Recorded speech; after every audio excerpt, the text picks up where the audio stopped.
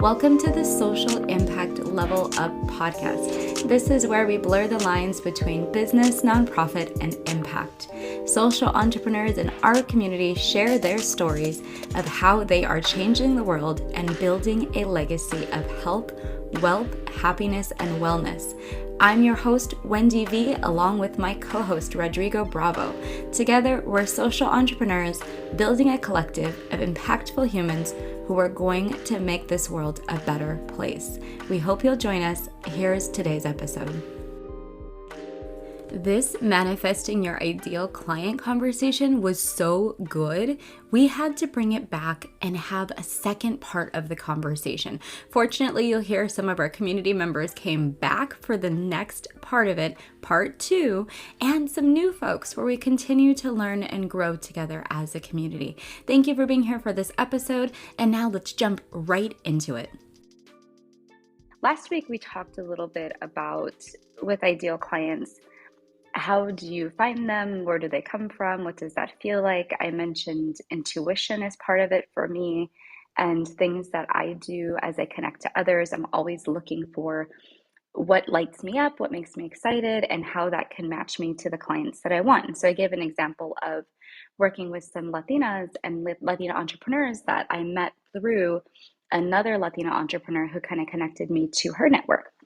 And how that whole thing came about, her seeing my work and the people that I work well with and that I've helped her, she then was able to connect me to my ideal clients. So in a way, I was able through her to manifest this wonderful group of women that I'm now in contact with here in Houston that I want to get together again to support them in their businesses. So that was the basis of last week's conversation. We also had a bunch of people come in and talk about different things related to their journey in entrepreneurship. And I know that you're on the journey as well. So I'm curious to hear, where are you with manifesting your ideal client? Oh gosh, this is so timely because I had a session yesterday with someone for a reading and they were not prepared. Like they were on video, they were getting dressed, they were about to walk into their car and I was just like, this is not the right time for you. You're not prepared for what we need to do. And she's like, no, it's okay. I'll just drive in my car. And I'm like, we're about to talk some heavy stuff. Like, you can't be on the road right now. So even as like preparing the clients for like what to expect and things like that. But it's had some ups and downs, honestly. Oh, I think you cut out. Are you still there?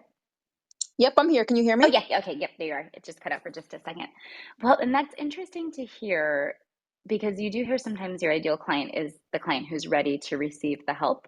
Hmm. And so it seems like in your case, this person was physically and mentally not ready to receive your help at that moment. Yes. And that was the first time that ever happened to me. So just like thinking about how to like, wait a second, this is not going to happen today. So did you ask them to reschedule, or what was your strategy to address their lack of readiness? Yeah, I was telling her that we'll have to reschedule for another time. And she's like, no, I want to be respectful of your time. And I was like, but you're kind of not because you're not ready to receive this conversation right now. Right? She's outside. There's people coming in, coming out. You're saying goodbye. You're putting on your mask. Like you're literally getting dressed. I'm just like, whoa, like lower the camera. It was just not the ideal time. So I asked her to reschedule. It just so happened that I was free afterwards. And I was like, listen, if you're free by 45 minutes from now, I'll still be here. We can do that. But yeah, we're going to just have to reschedule. And that's definitely how I've felt before as well. And not necessarily that they were getting dressed, but that is an odd one. Yeah. More so that I was trying to ask them questions that they hadn't been prepared to think about yet. And when I was trying to figure out, well, maybe it was me not messaging clearly when they signed up for a discovery call or when they signed up for my services, that you had to be at a certain level of readiness to receive the help. And is it something that I'm doing that I can change in my processes that will help me be better discerning of if this person should even have my time in the first place? And that question, I'm still working on. What does that look like? Is it the copy of my website? Is it the copy of my email? Is it what I physically tell people when I'm saying this is who I am and this is what I do?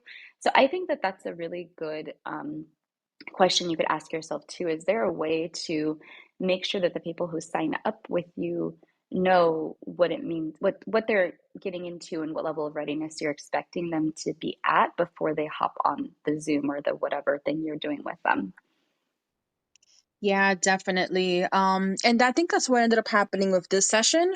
I was changing the sites that I use, like the booking sites, and then they booked with this one, which didn't have like the terms and conditions and all of the information that they would normally automatically get. So I actually did like send her to the site, but she had already booked and paid. So I did send her to the site and make sure, like, hey, make sure you read this and stuff. But then if they don't fill out that questionnaire, they weren't able to see it beforehand. But absolutely, having those things in writing, letting them know at the time of booking, letting them know beforehand what to expect, whether it's like the length of time or how to prepare, whether it's energetically or having like your space and things like that is like super important for both of us. Yeah, and I think especially because your business is so spiritually based, the person has to be ready to receive what you're doing with them because it's crucial that they don't make it sort of one step, but that it's kind of the part of their journey. So if they're not ready to continue that journey, it is sort of a waste of your time and their time for that initial step. Awesome. Well, thanks for coming up and giving us an example. Do you have anything else you want to add? Mhm. No, thank you so much. Yeah, no, it's great. So I think, and I know Rodrigo is not going to be here this week, so I'll be holding down the fort by myself for this particular room. But I think the thing for me that happens a lot is when I'm encountering them in the first interaction and I'm assessing, okay, with my client, is this somebody that I think needs this service or this service or this service? And it turns out what I realized is that I actually have ideal clients for each of my services that I hadn't thought about distinctly being a different person or a different personality or a different type of person. And as I'm going through the questions that people are asking, or as I'm going through the materials that I give people in the response to them, I'm getting better at figuring out who is the client for this particular thing. So, my accelerator program, perfect for women who are entrepreneurs or nonprofit leaders that are in the startup phase, very early in their idea phase, and moving towards some sort of plan of action. So, wherever they're moving forward from their journey, whether it's a new product or a new service or a completely new organization, as they're making that transition from idea to action, I'm finding a lot of women in particular are not taking the steps to take action because they're caught up in their ideas. They might be they might have too many ideas. They might also be intimidated by their ideas and not ready to act on them. And the more supports that I provide them to take action, the quicker I'm seeing them turn around new services, new products, getting clients, making money, all of those things. And it's taken me a minute to even go back to the copy on my website and say, okay, I know now who needs this service. I know what transformation is giving them. I know how long the service takes and what it looks like, and then make all the adjustments on my website so that I can keep attracting those people. And it wasn't until I got confirmation from somebody who said, "Oh, I can tell I'm not your ideal client," that it was working, because that person was like, "Oh, this really isn't for me." And I said, "Cool. That means that you are not going to waste my time because you are already seeing that this is maybe valuable, but it wasn't built to help you with the problem that you have right now." And that was super helpful to have the confirmation, the negative confirmation. It might have seemed negative where this person was like, "Hey, I don't want to be your client." But it was then the question became, is there another service or product that I can offer you that I have that is more fitting to where you are in your journey? And I was able to go back into my courses, not necessarily my accelerator program, but my courses, to say, this is what I would recommend. And I ended up putting together 3 or 4 different options for that person and said, okay, here's option A, option B, option C. And darned if they didn't go back to wanting the accelerator. so, so sometimes even for me, I'm thinking, okay, here's my ideal client, and I'm gonna really, really sort this out. And having somebody say, no, this wasn't for me, and then coming back and say, actually, now that I see the other options, the first one is the right one. So that was an interesting story in my experience. And Maria, I see you there. Feel free to come up and join us. And we are just chit chatting. Just me and Emily are chit chatting right now, but more people will join in. We just started the room a little while ago. If you have any questions and you want to put them in the chat, feel free to put them in the chat. This is a conversation from last week that we had a bunch of people join because it was a very hot topic with folks who are still struggling with, well, where do these ideal clients come from? And I think that as I am encountering more and more of my ideal clients, as I said with Emily, it really was about the service and the client match and which of those clients I am putting energy into manifesting. So I did stop for a minute in trying to manifest these individual clients because I realized how much effort it was going to take to do this one by one and put a little bit more effort into figuring out how to scale these ideal clients into my world. And that might include email funnels and blah, blah, blah. But then I also spent separately a whole lot of energy trying to manifest a different type of client that is for my consulting services. So, where my coaching services are very one on one or one to small organization, my consulting services are for people with bigger organizations and groups that are really already established. And I had to go through my network to figure out which of these groups are the first ones that I want to try to bring in the door. And as I went through that process, I went to all of my former contacts from the government, looked at the top 4 or 5 that I really enjoyed working with, and reached out and said, hey, I'm doing this now and I can help you. Do you need help? And it took about 2 weeks for people to really schedule things with me. But now that things are scheduled, what I'm finding is that every single one of them is saying, yes, I need help.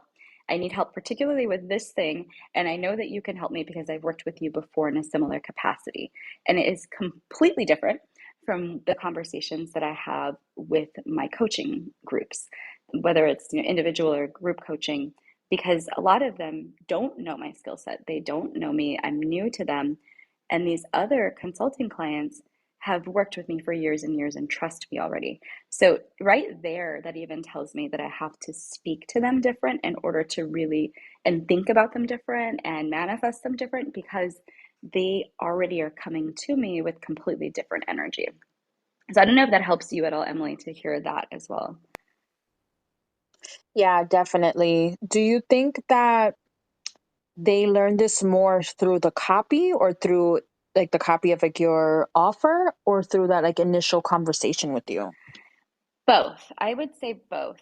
Sometimes people, I will have an initial conversation with them and then follow up with the links to my offers because they haven't actually seen my offers yet. But other times, I will have already had a website or an email that has gone to this person, and they'll come back and book a call after.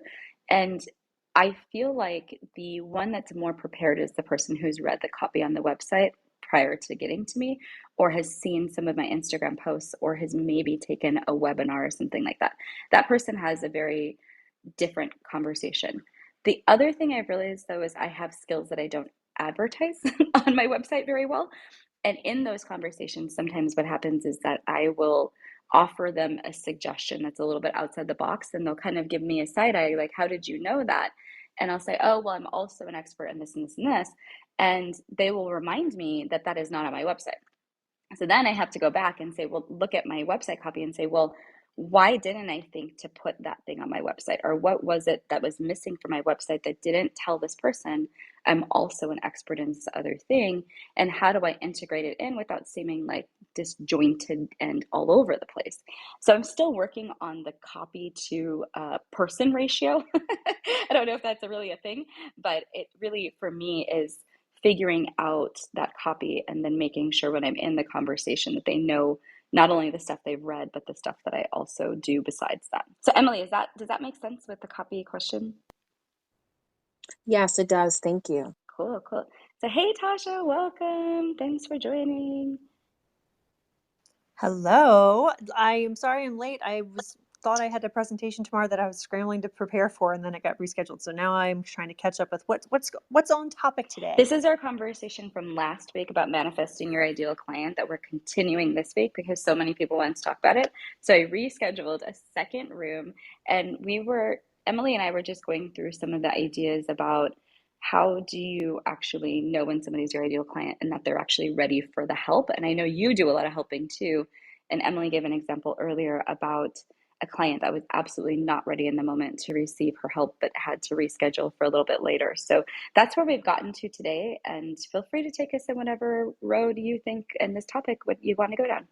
Awesome. Yeah, that's a great topic, a great key point for this, because one of the biggest challenges I think so many of us have in the beginning of starting a business is wanting to serve everyone because we aren't usually a one-trick pony, right? We have multiple skills, we have multiple areas that we have experience, and oftentimes that can result in, actually, Brandon and I were just talking about that this morning, it can result in trying to do and cover too many areas, in which case you can't get super clear on what it is you can do. And so manifesting your ideal client requires you to be able to say, no, you're not ready. And this is a part of integrity that, when you've been in the rooms when we've been talking about this and contributed positively as well, moving away from the scarcity mindset and the scarcity foundation of taking anything and anybody who comes to you, and then oftentimes feeling a lot of resistance for yourself, but also feeling your client resisting that support or your expertise as well. And so being able to, and it took us about a year and a half to get to where we could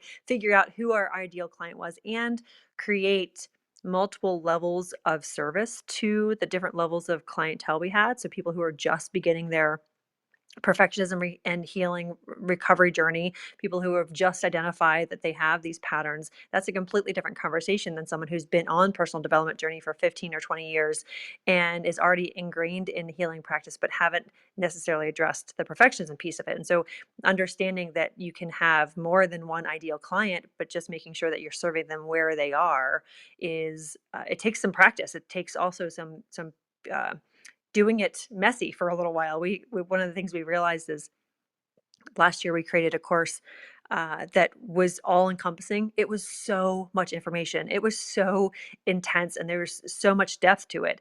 And for people who were ready for that, they really did well in the course. But we didn't know that there could have and probably should have been a level 1, level 2, and maybe even a level 3 version of this course. And it ended up with a lot of people being overwhelmed and not being sure how to take action. And so, in terms of your ideal client, knowing that you may have several different levels in there in terms of preparation and how to prepare them, right? This is one of the other things we've learned recently from some coaching we've received, how to prepare your clientele, your audience, to work with you at whatever level that they're ready at, and so that they do feel empowered and they're excited and anticipation of working with you, as opposed to responding from that fight or flight response, which is not something we want to do. So I'll pause there, since I wasn't here for the beginning of the conversation. I want to make sure we stay on topic.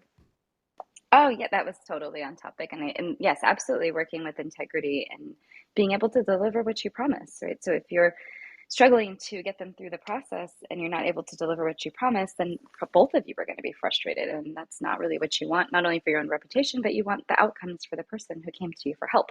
So I absolutely agree with you, Tasha. And so, George, just wanted to welcome you to the stage. I haven't seen you around in a while. It's good to see you.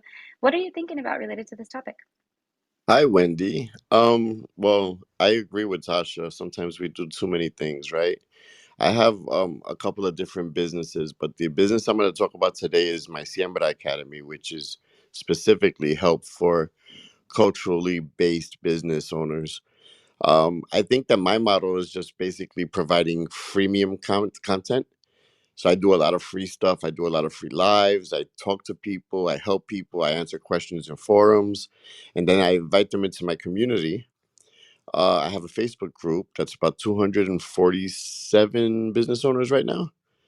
And then I do a lot of free content within the group, like very specific stuff. I help them with tools and resources. And then we have different touch points depending on what their issues are, where I offer them additional assistance. And that would be like a cohort that's specific to their need, or it could be one-on-one coaching. But that's how I kind of get them through the process. I make sure that they're super committed to the process and they're using the free resources to the full extent before I actually take them on as a client, and that actually works out pretty well. It's a long process, but it's super satisfying to see people really develop through that process.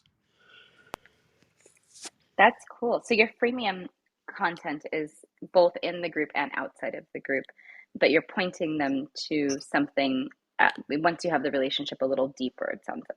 It was like what Tasha said. It's multi-level, right? So it's free outside of the group. The Facebook group now is $150 for the year, which is $12.50 a month. But they get like master class level, like previous classes that I've done and recorded. They get access to that. They get access to resources that I've created, different techniques that I use. I give them every single secret. So technically, if you join that group, you can get everything that you need if it's paced out properly. What ends up happening is that some of those people apply some of what they learned, and they realize that they need me. They need more time with me, and that's where the premium comes in. That's when they step in and say, hey, I need to talk to you at least once or twice a month, and we need to work on these particular things, and I can't wait for you to come out with a free offering that's going to help me address this. So that's when Ooh. that's when we turn them into like really investing into their own business. And so they're coming to you with ideas of what to create next, and you're almost responding to that with content that they can use, but then everybody else in your group could also benefit from it as well. Yeah, it turns out to be a lot of peer coaching at the end of the day. A lot of people help each other out if they already been through that part of the business plan, or if they could possibly be subjects for testing, testing out certain processes or something like that. They help each other out a lot. A lot of collaboration has happened as far as the group is concerned. And this group was created in the beginning of the pandemic as my response to friends who were telling me that they were getting displaced from their media jobs, like they worked in marketing and media, but they wanted to do their own project. They wanted to start their own podcast. They wanted to start doing cooking classes or tutorials, etc. And it started off with like 30 or 40 people, and it just got kind of out of control because I have a problem saying no to people. A problem with saying no. I think we all could identify with that for sure. And Tasha, do you And want to talk about that problem saying no too? Because I know you've talked about that before as well. And feel free to finish, George. no, I was going to say the last thing I was going to say was January. We made the decision to start charging for the program to just make sure that we had people who were serious about. It's like a very low entry level, but at least it shows some type of commitment to the process, and that way we could keep the group from just having people go in there and just being disruptive. Because we noticed there were a couple of people coming in there and they were just like, I had one person take one of my master classes and literally just reteach it, the word for word, the way I did it. So it's like, I noticed that people, when they have to pay, they don't come in, and they're not that blatant about their thievery. That's horrible. Sorry you went through that. But Tasha, did you have anything you wanted to add about the saying no? Because I know you mentioned it as well, that the telling people that you are not my ideal client can sometimes be uncomfortable for people. Do you guys have strategies of how you've done that successfully and felt good about it? Yeah, it ultimately comes down to they're not going to get what they want. I mean, that's really what it boils down to. If they are coming to me for something and they're not coachable, or they're in a state of active trauma, for me in particular, they're active in a trauma situation, the work we're going to do is not going to be helpful because they're not in a space physically or emotionally that I'm going to be able to help them. And so, like, I'm sorry, I don't know what your name was. George. Like he was speaking to, meeting them where they are, giving them as much free content. We have 134 episodes now of the podcast. We have so many free clubhouse rooms that are replays on my account and in our Rules and Rebellion Club. There's so much free stuff that they can use to then be prepared and get more comfortable with the way we're doing it. So really what it boils down to is being able to say to them, I don't want to take your money. Like, this is for you. This isn't for me. This is for you. You're not going to get what you want out of this. And you're not going to feel like your investment. And some of our programs are pretty hefty investments because the transformation is huge. And so you're not going to get what you want out of this because you don't have the basics, and it's going to be overwhelming for you. Talking about the benefits when we're selling something to someone and on the flip side of that, talking about the disadvantages and the fallout for someone wanting to buy something they're not ready for, they're equally important. And so if for some reason I have figured out that I don't want to work with them at all, I have made it my job to have a series of resources that I can refer them to. For many years, I didn't work with men just because of my own preferences and my own experiences.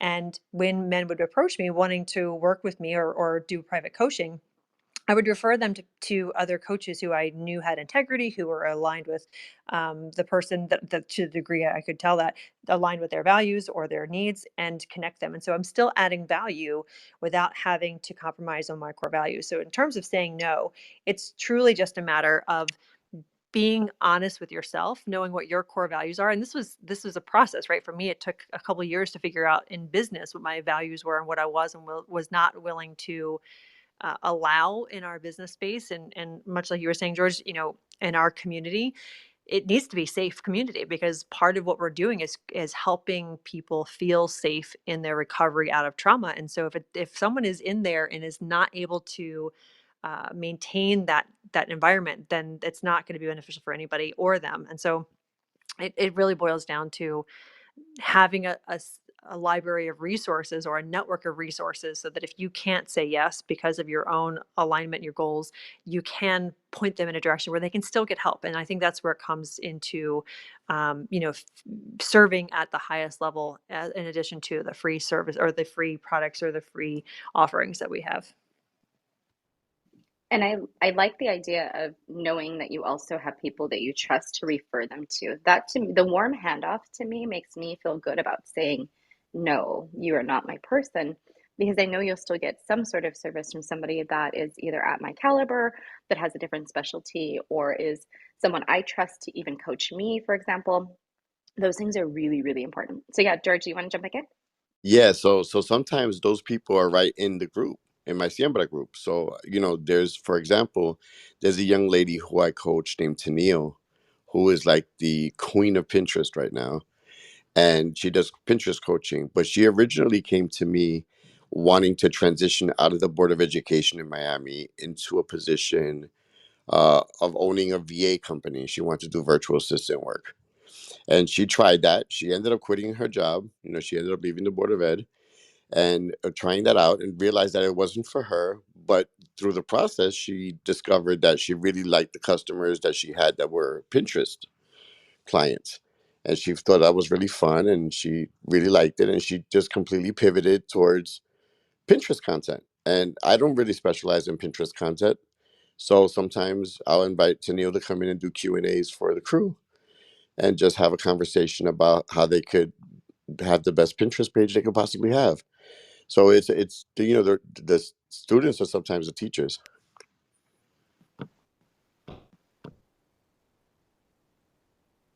I was over in the chat letting anybody know. If you guys are in the room, feel free to join the conversation up here on the stage. We're just talking about manifesting your ideal client. This is our Money Mindset Manifestation Monday room. And if you're not part of the club, please join the club and come back on another week. We have these types of conversations every Monday and Wednesday. You're more than welcome to join us. And if you have any other questions but you can't hop up on the stage, you can always go ahead and put them in the chat and we'll read them out and answer them. So hi, Blossom, welcome to the stage. I know you've been here for a minute and I'm going to follow you because I apparently don't follow you. But I'm curious where you are with this conversation in your own business. Hi, thank you so much. Can you hear me, my loves? Yes, Can y'all hear perfect. me? Yep. Yes, Perfect, perfect. Got my headphones on. Hey, Urban, what's going on, honey? So good to see you I have always. not heard you in a while. It's so good to see you, Blossom.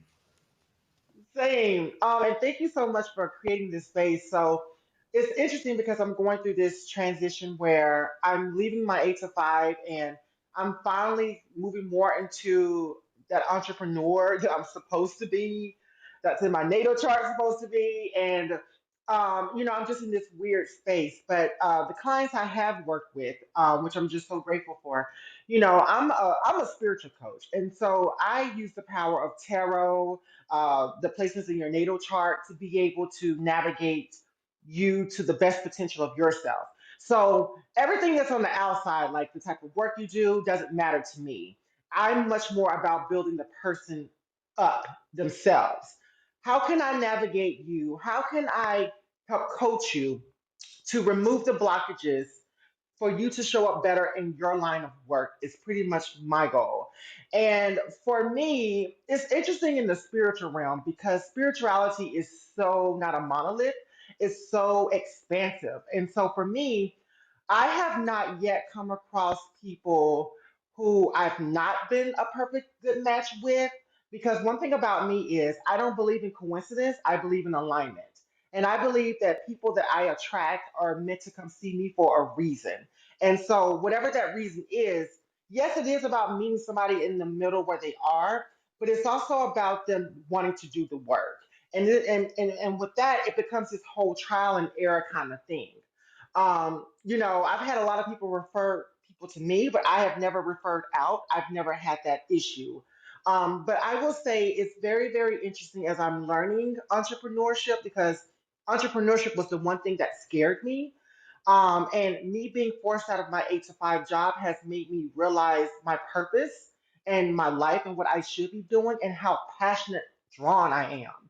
And as I'm getting my business together, as I'm setting up everything the way it needs to be set up, it's just really interesting how you have to really protect your line of work, protect your energy, protect your work, because when certain people are doing the same line of work as you and you are starting to attract those clients, people get envious and people start pulling stunts. And I've had that happen to me a couple of times. And so I've had to learn how to protect myself and protect my work and protect my clients as well too. So I'm actually just sitting here listening to all of you and just learning the process because I do see my empire. I'm not going to even say business anymore. I see me building my empire, and it's not just going to be with my life coach. It's going to be with my tarot, my natal chart readings, my whole spiritual business, and I just believe that trust is the number one thing that has to happen when it comes to building your relationship with your clients. Like, can I trust you? Can you trust me? Can you trust me with what's going on with you and how I can help you find your own answers? Because here's the thing about coaching, people always misconstrue coaching for us sitting here and giving you the answers. No, absolutely not. I just did a group coaching for a group of trans and non-binary folks with an organization in New York recently. And it was my very first time doing group coaching because, as you know, in communities like the trans community, the non-binary community, gender non-conforming folks, they don't always have a lot of money and a lot of access and resources. And so for me to be able to do group coaching, it's truly something I'm falling in love with. And for me to explain that one part to them about me actually showing you, I'm sorry, navigating you to find your own answers and not me telling you it, everybody was just like, oh, so that's what it is. And so they began to feel more comfortable with me being able to navigate and explain that. And I think sometimes when people come to us, that's what they want. They want us to give them the answer.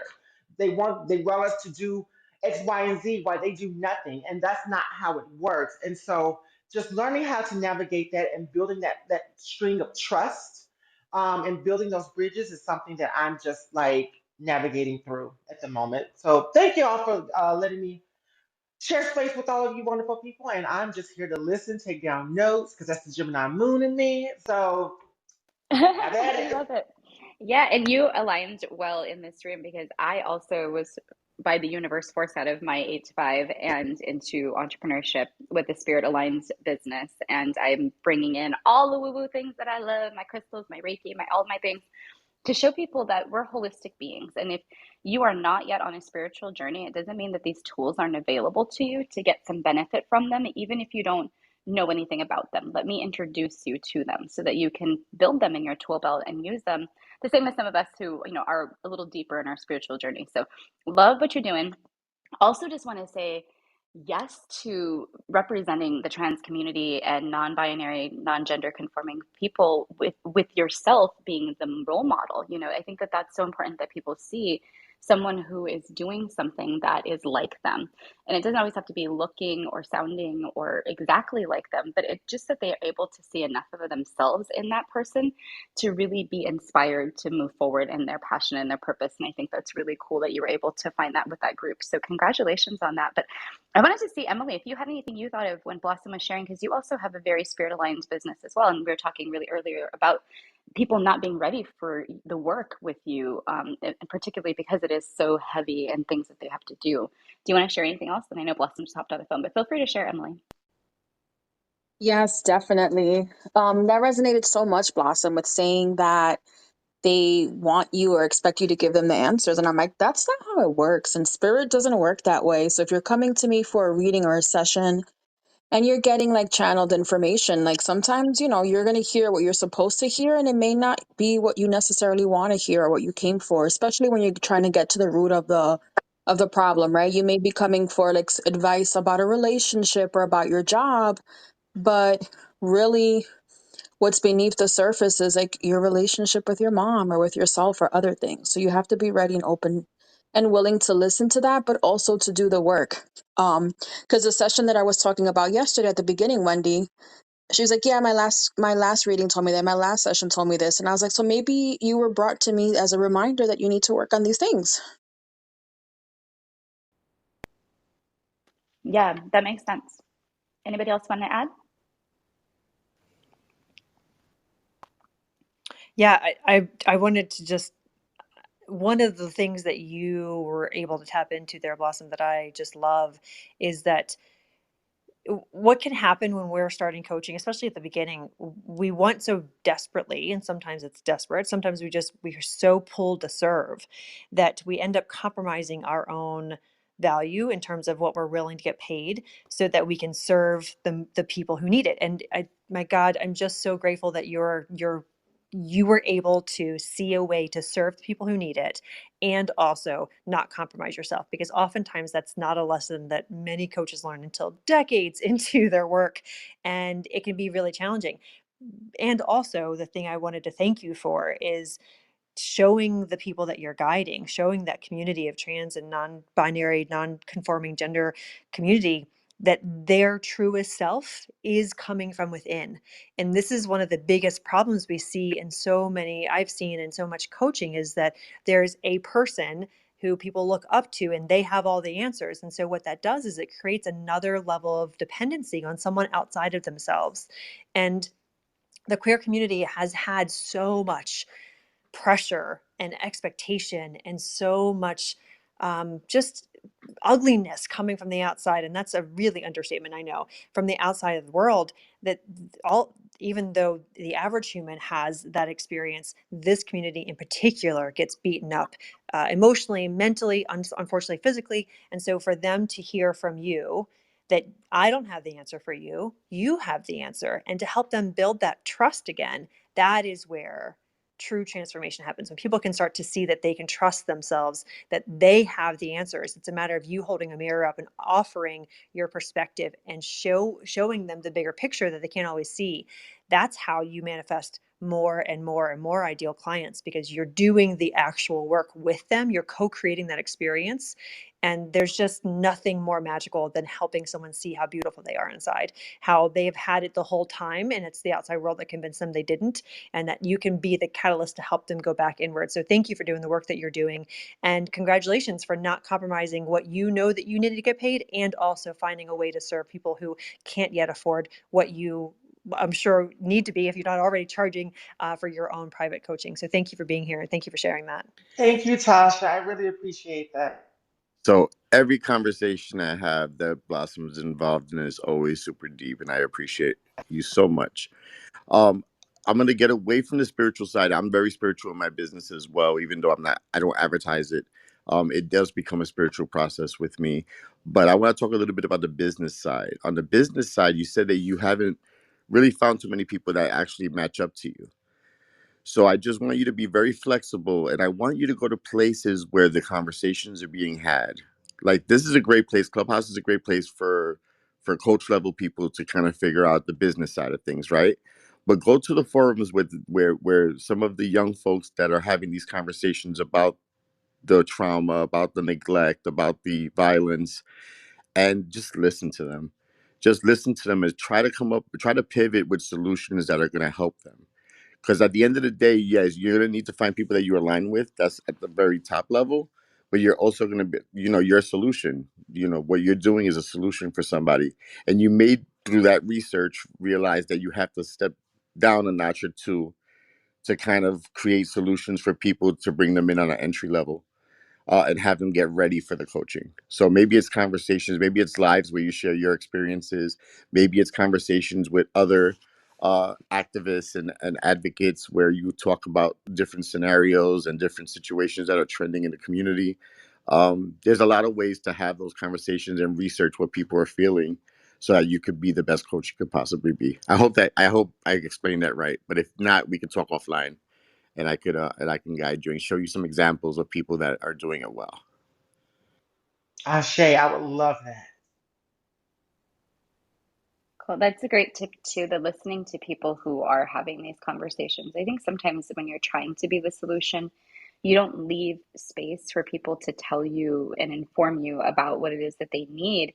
And I get this question a lot when people are saying, "Well, I don't understand the concept of holding space or just being there to actively listen to folks." And a lot of the times, even you guys will notice, I don't like to talk a lot in my rooms. I come in here, I open the space, I facilitate, and I bring people in who have pointed things to say and will contribute to the conversation. But I don't like to take a lot of space because I do want to hear what our community has to say. And a lot of the times, that community is informing me of what I need to do next to support the community. And so it's a really, really great tip on finding those spaces where people are collectively coming to talk about these issues or to share, and being able to sit and listen in those spaces, and even to be invited in those spaces sometimes is a whole big deal, because a lot of the times people don't want you to just be there listening or not participating or having a role. So when you enter into it, it can be a little bit awkward. But if you are a trustworthy person, you have maybe a cultural broker who can bring you in, it is a really powerful experience to just hang out and listen and learn and to reflect after. And I have absolutely had that with young people that I've worked with before, adolescents. To be invited into a space with adolescents and not be a nuisance is very, very difficult, in fact. And I thought, well, what am I doing here? I don't have a whole lot in common with them. But what I realized is that my presence there was important to show them that adults care and support what they're doing and the conversations that they're having, and that they're doing a good thing by having those conversations. And that was my purpose. And it took me a couple minutes being in the space to realize that purpose, and then to own it and to sit in it and then get the information I needed from that conversation, because I wasn't there to participate. So I love that advice. If anybody else wants to come up, feel free to come up. This is our Manifesting Your Ideal Client Part 2 conversation. We had Part 1 last week. If you want to listen to that, go ahead and hit the replays on my bio. It's there. It'll also be part of our podcast. So feel free to follow the podcast on Apple or on Spotify.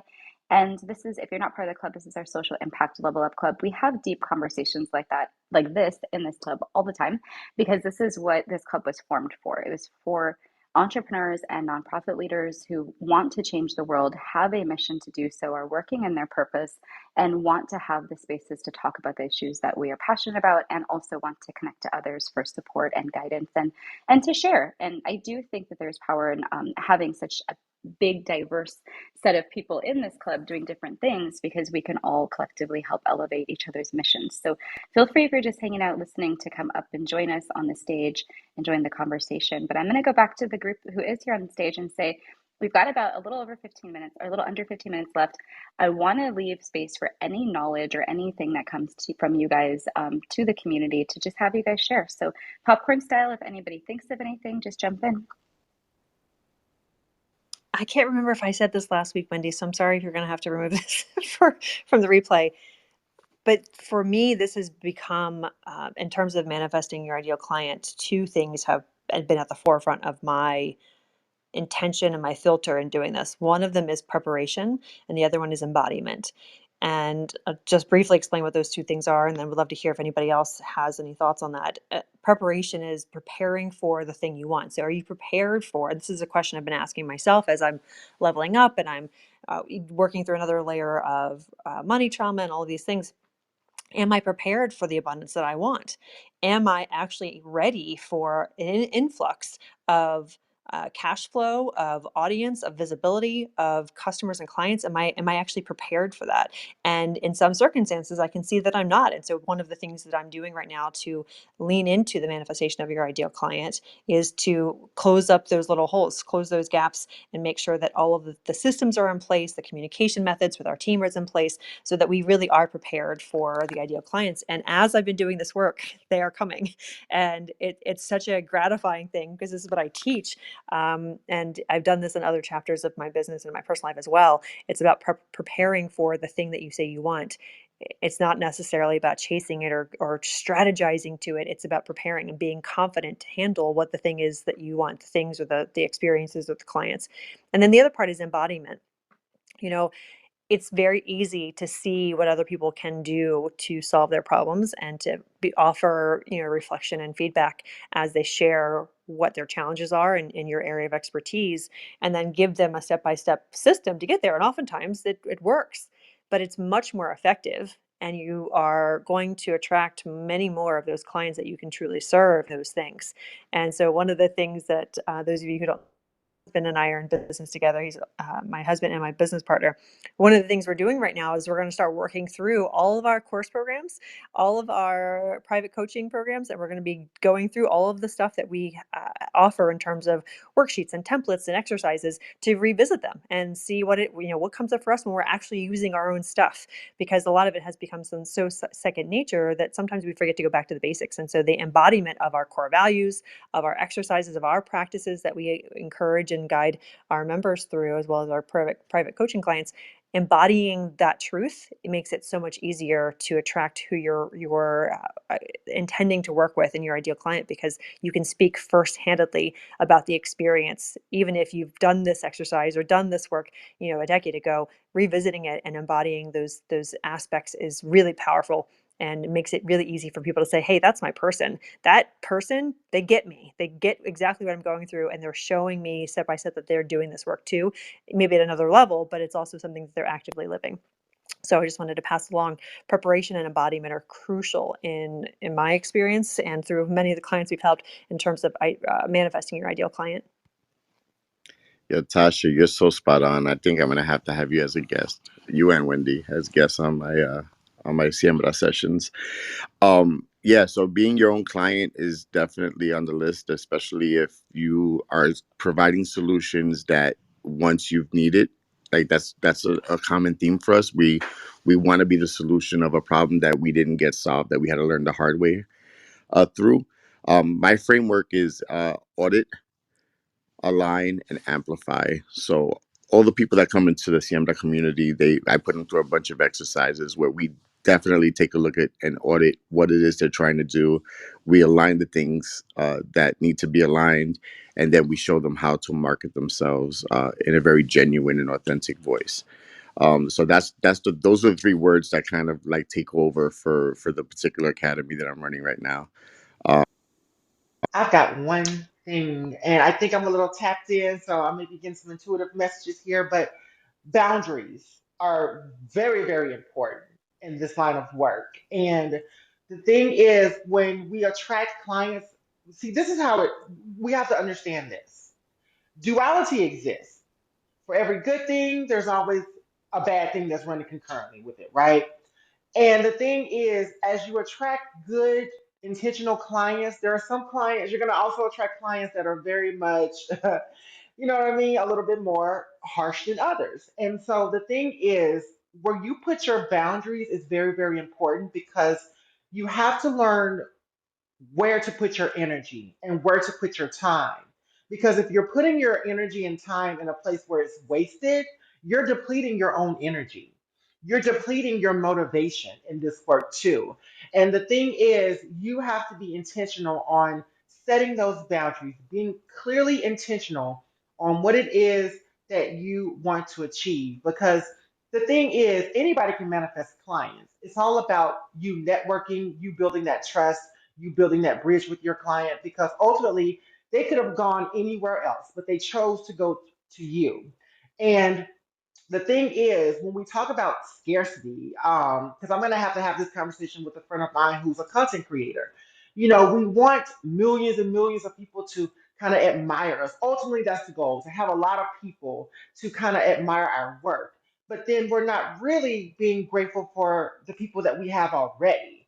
And like, if you only have two clients that come to you and there are two people that support you, that stick by you, then your work should be the embodiment of what those two people can get out of you. And then you attract more people, because they're going to go and reach other people. Those same two people are going to go reach other people because they know you do a good job in your work and they trust you.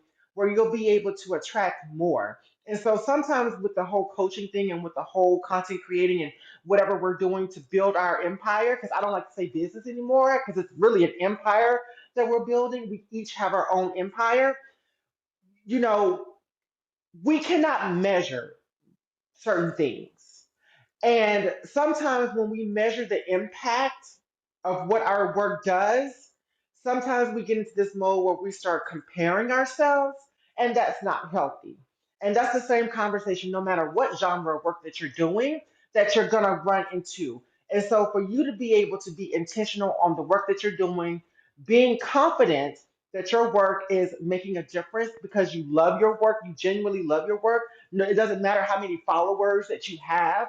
Like, you are attracting the people that really do need your work, because ultimately we are all contributing into the betterment of society somehow in some way.